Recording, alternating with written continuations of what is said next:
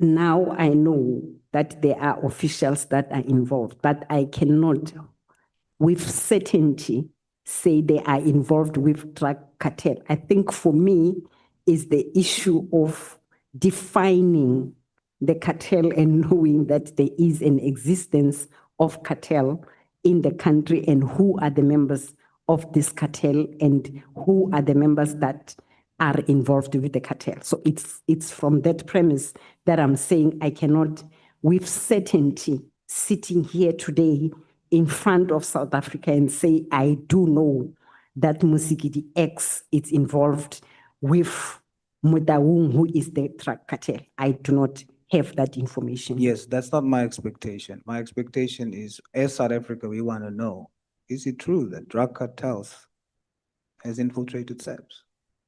I do not know. All right. Based on your experience with senior officials as well, is General Sibiya corrupt? There must be facts that is correct, and there should be an investigation that will point to that corruption. So I will not again say General Sibiya is corrupt if I don't have facts. Based on what you've heard? Based on what I've heard. In the testimonies and the things that has come out, just like you've spoken now about, you are hearing about drug cartels now, and so based on that, you get that information. So based on receiving information now, what is your position? If investigated and proven, yes, that will be corruption. But what should we as South Africans say? Should we also say we will, all the allegations that are made, we must just wait before we determine whether or not? Maybe I'm coming from the premise of having a small glimpse into the law. That law says he who alleges must prove. So if I allege that somebody is corrupt, I need to have a proof that is corrupt. I agree. Is Minister Mkunu protecting drug cartels? I do not know. When you look at the allegation is that December 31st letter was given to protect drug cartels. What's your position on that allegation? They are allegations, they need to be proven again.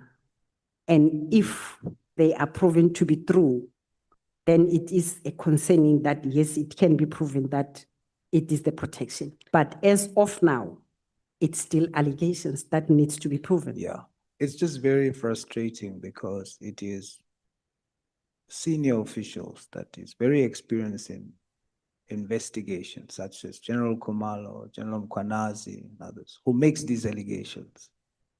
And to date, we have not necessarily received proof of this. Now, you also come to testify, and you have been the acting national commissioner at the time. What do you think then was the motivation? Because clearly you're saying that what is alleged, you are not sure of that. You're not sure whether the motivation for the letter was to protect drug cartels. Is that your testimony, that you're not sure that that allegation is the motivation? Is that your testimony? Yes, if these are allegations, and allegations are allegations, you can't allege and you make a statement of fact on the allegations. That's true, but we're investigating those allegations because one of the allegations was that the letter that was sent and the reason why the word immediate was used was to protect drug cartels. That's the allegation that we're supposed to be testing here. So I don't have anybody else to ask. I must ask yourself, do you understand? So that I understand what is your position on that allegation that we are seeking evidence on now. You have to help us in this exercise for trying to find confirmation of that allegation. What's your response? Do you think the allegation has substance or it doesn't? With every allegations, there must be findings and there must be recommendation based on comparison or comparative analysis that you'll have with the evidence that you have or information that you have. I have not sat down and looked at all the allegations that were made, all the facts that were presented. If at the end of the day, one will be for certain, say, if you add A, B, and C, for sure, you will have this. So I have not done that. And because it is still a process, I believe at the end of the day, when the matter is concluded with all facts that were presented or are presented, we will be in the position to know whether there is a protection that was made to such. But as of now, I don't want to commit and say, yes, it is, because I have not done that analysis myself. All right. You gave us a supplementary affidavit to your main affidavit, paragraph 38 of your supplementary affidavit. You change paragraph 33. What do you mean by you made inquiries after this submission and your supplementary affidavit, paragraph 38? You there? Yes, I am. General, you say, I made inquiries after this submission and established that the then Premier of KZN was the other Mr. Mkono. What do you mean by you made inquiries after the submission? I consulted my notes because I was in the 2018 meeting and I realized that it is not the same person that I made reference, and this happened after I have given committee the statement. But you're not saying that it was a spelling error. It's not a spelling error, it is a reference that was incorrect. If you read paragraph 33 of my initial Yes, we're going statement. there. But I'm trying to go step by step to say that it wasn't a spelling error. You confirmed it's not a spelling error. It is a matter of recollection of a person. You say this is the person, and then after inquiries, you do another statement and say, no, it was not that person. But it wasn't a spelling error that you are correcting. It was you saying a material thing that you said about a person is changing. Paragraph 33, you say, I recall attending a meeting of the Interministerial Committee looking at political killings in KZN on the 12th September in my capacity as the Divisional Commissioner. You then say, Minister Mkuno was the acting premier of the province at the time. Then you say, during the discussions, he raised a concern. Now, what you're saying to us is you were at a meeting. You saw a person. And that person you saw was Minister Mkuno in paragraph 33 in your main statement. You say, the person I saw is Minister Mkuno. Then in your supplementary, you say, the person I saw was not him. You see, that's not a typo or what. That's you saying, I saw somebody, it's him. Then you further say, that person I saw, whom was Mr. Mkuno, said the following. Then you supplement and say, I went to go think about it, it was not the person I saw. Hence, I have acknowledged. Let's first agree that's what you did. Is that what you did?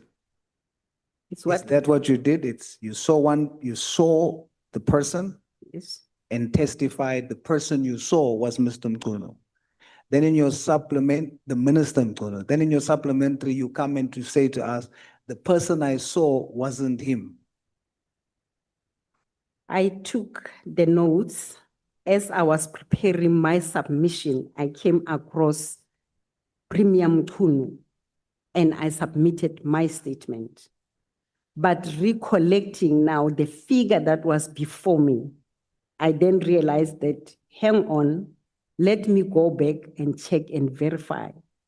And that is when I requested to amend that wrong reference that I have made. I saw your notes. When you say premium Nkunu, Yes, your recollection should have the face of the person. I did not. So I did they- not have the face. So they look the same. They don't look the same, but And in your recollection, you can recall the date of the meeting. You can recall what was discussed. Can't recall the face. I could not recall the face. You only recalled the face after testifying under oath who it is first, and then afterwards, you recalled it wasn't the person you thought it is. I have corrected that because I realized I made a mistake. Of a face. Yes. I made the mistake. I considered, acknowledged my mistake. You see, if it was somebody else, I would have been convinced it's a mistake. But because it's you, General, a senior police official, you don't have the luxury to make such a mistake. But what it does point to is it seems to be a habit of you to make one statement under oath and then change it later. The same with the macro incident. You have 3 statements. The only consistency it shows is that you do a statement under oath and then change it again. That's why it's a case of perjury. Can I respond? I think the two comparisons are not the same. The perjury charges, I have indicated that to date, I still do not know the pointer specifically of the contradictions. And in my view, if I can conclude, Yeah. in my view, I do not see any contradictions. I want to correct again the 3 statements. I did not, and I've been saying since I responded on the matter, including when I submitted my statement in November, that I did not, and I vehemently deny submitting 3 statements. I did not submit 3 statements. Statement 1 and statement 3 is the same. The only difference, one is handwritten, the other one is typed. You're talking about the content of the statements, but you did submit 3 statements. What? I did not submit. The first one- Apologies. The first one was a written one. The first one was a written one. Correct? It's in your affidavit where you say the first one was a written one, the second one was tempered, the first one was then tempered with, and there was a second one, and the third one was typed. No, that's not what I said. What? That is not what I'm saying even now. Okay, what are you The saying? third statement is not the docket statement. It was the file statement that was taken immediately after the first statement was deposed. Okay, who drafted it? Who typed? Yeah. Who typed? It's my office. Okay, so it's your statement. It's my statement. What I the- agree. Now what- But it's not the statement that was meant for the docket. Yes, I understand, General. What I'm trying to get at is the consistency of your actions, of what you did here and with those statements. You testified here, the consistency of your actions. You testified here about a person you saw. Later on, you change it and say it's not the person you saw. And that's what I'm getting at. Okay. But let's move on. Can I respond? You're gonna have to be very brief on that one so that I can touch on the other. I don't know the meaning of testified here because I'm appearing before you for the first time on the same matter. I submitted the statement and before confirming it, I realized the mistake and I corrected that mistake. That's what I'm trying to say to you. And when I say testified here, I mean here. You have on your main statement a face that you say you saw under oath. Make reference to that face in your notes. Then you come and you supplement that statement and say, when you went to think about it, you realize it's not the person you saw. And so it's hard to believe that someone in your position sees a person in a meeting and then can say that person said so. It's Minister Mkunu. I saw him saying so. Then you come and say, no, it wasn't him that said so, it was another person. That's the inconsistency. But it's okay, General. I will respond quickly. Okay. It's not about the position of you being a senior person. It's a human error. It's a mistake that any other person can make. It's just the mistake that I thought when I go through my notes is the same person. No, I and will I make- realize it's not the same person. No, I won't make such a mistake. If I see you, like if someone had to ask me who testified, I'm going to say who testified. Then I'm not going to come later and say, oh, I remember. It's not that person that said so. Because under oath, what you said, the Minister Mkunu said, is material to what we are talking about. Okay. What was your position on the Senzo Miwa when he was murdered? What was your position that time? We're going to have to go fast now. My time is almost up. I have just responded that at the time, on the date of the incident, I was the acting provincial commissioner in Gauteng. So is it true that it's you who called General Sibia and others about the shooting? Yes. Is it true that you were at the hospital when Senzo Muyiwa arrived? Yes. I found him in hospital, not when he arrived. Why did you, as a high-ranking officer, find it necessary to be physically present at the hospital? I did not go to the crime scene. I went to a hospital so that I can give a report to the National Commissioner at the time as the senior police officer and the acting provincial commissioner. You went to go do a statement. Not a statement, What did you go and do? to report the incident of a high-profile case that has just occurred. How does being at the hospital assist you in reporting that? To verify facts. You wanted to because colleagues- verify whether it was him that was shot. The reason why I went to the hospital is because the hospital could not function at that moment, and all other police officials were busy with the crime scene itself. So I went to the hospital to assist controlling the crowds. When I arrived at the hospital, I can't recall the time exactly. It was full like FNB Stadium. So you went to control the crowd. I just assisted to control the crowd and gave the report to the National Commissioner and the then Divisional Commissioner. And acting as National Commissioner did not take away my responsibility as the Deputy Provincial Commissioner responsible for investigations. All right.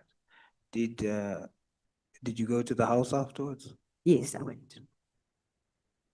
That's where the crime scene was. With the permission of the investigators. I will not go to the crime scene if investigators are not permitted, including which area of the crime scene I can go All right. into.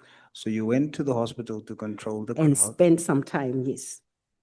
Please allow me to finish the question. Okay.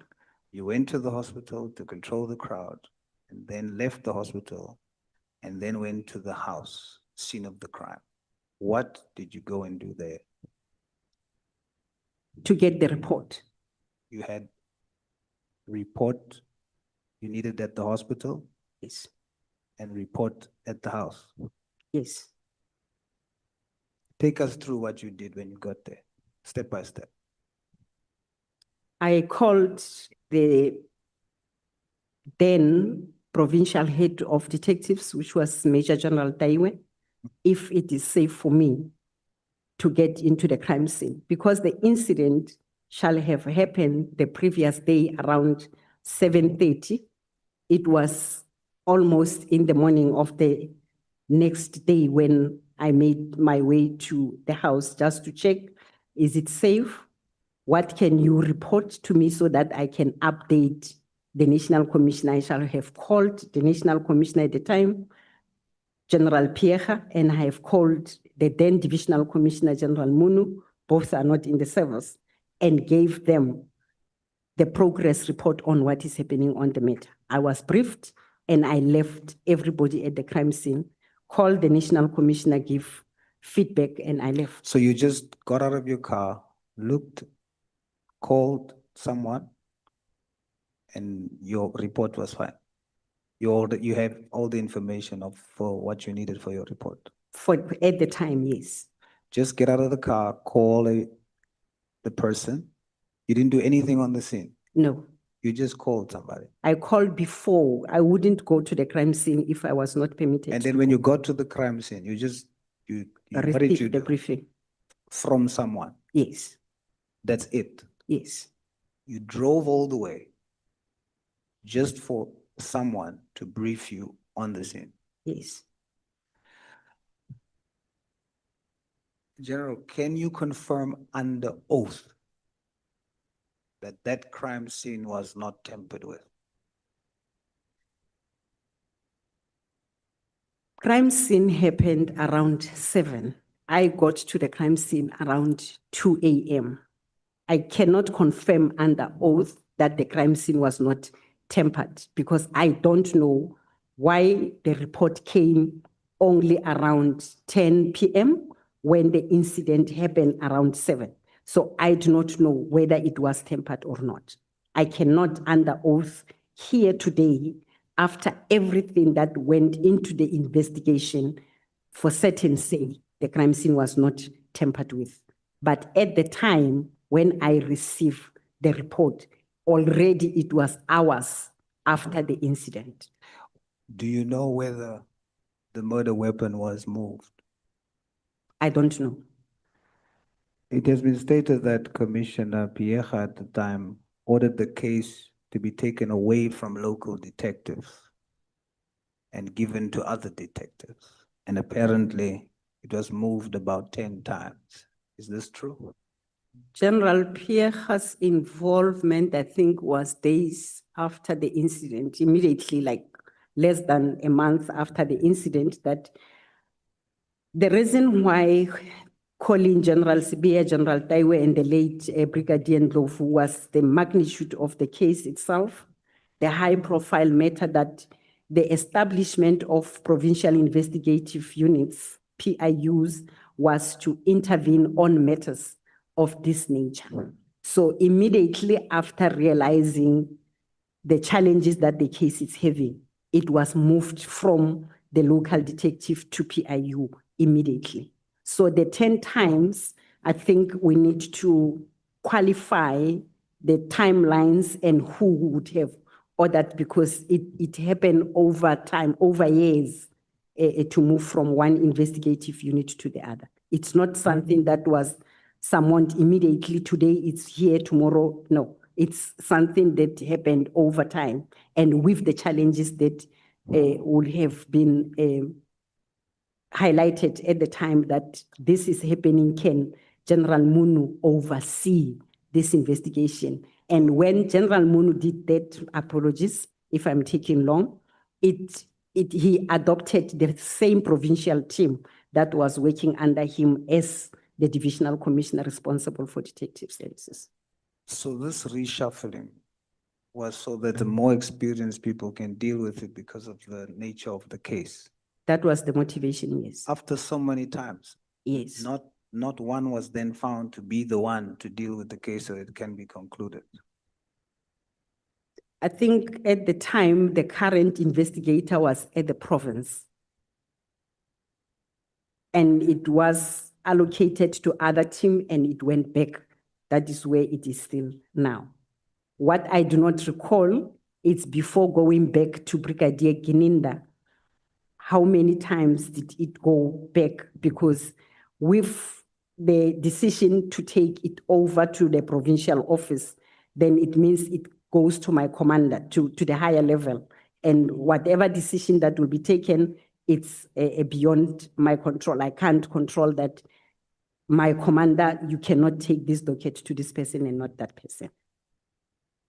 It's just that it has to be shuffled so many times and still it is not sorted. Did you have a problem, General, with the case being moved out of its jurisdiction? I did not have a problem because what was important was to solve that particular matter and to get the apex of the investigative capacity that we have. Hence, we have put together that task team. At some point, I was at the division when the meeting was held, and we have collected some of the members or recall some of the members that were elsewhere to form the team, and they were tasked with different responsibilities. So I did not have a problem. Yes, at first it was taken away from my control as the Deputy Provincial Commissioner Crime Detection at the time to the Divisional Commissioner, but Divisional Commissioner is my commander, and it happens even today. If there are challenges with any matter, it will be escalated to the next level. It being taken away from you, is that indicative of the fact that the feeling of the National Commissioner at the time was that you couldn't handle it? It was taken away from me with my members. So it was not completely taken away from me because my members were to report progress to the Divisional Commissioner. So it was still the same team of the province. Just a different commander? Just the different, but if we are to go and present, it means I will go with the team. I'm still responsible because I will go with the team to present to the Divisional Commissioner. Is it solved now? The matter is at court. I know it's at court, but the part of the SEPs, It's still with SEPs. is it solved? Do you have some conclusive, after investigation, Honorable, after reshuffling, is there a conclusion? Yes. Honorable Sangona. Thank you, Chair.